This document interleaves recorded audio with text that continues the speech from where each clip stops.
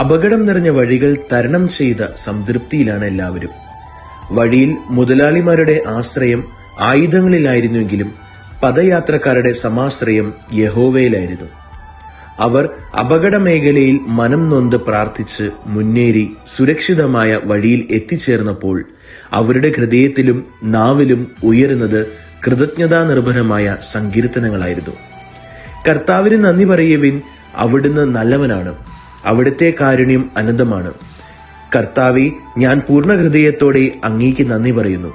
കഷ്ടതയിലൂടെ കടന്നുപോയെങ്കിലും എന്റെ ജീവൻ അവിടുന്ന് പരിപാലിക്കുന്നു.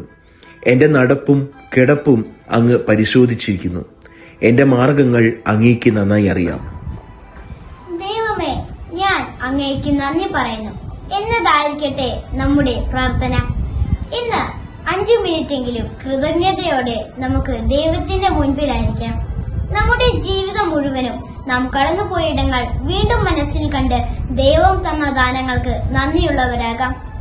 ഇന്നു മുതൽ ഉണ്ണി യേശുവിനോട് കൂടെയുള്ള യാത്ര നന്ദിയുടെ വഴികളിലൂടെയാകട്ടെ.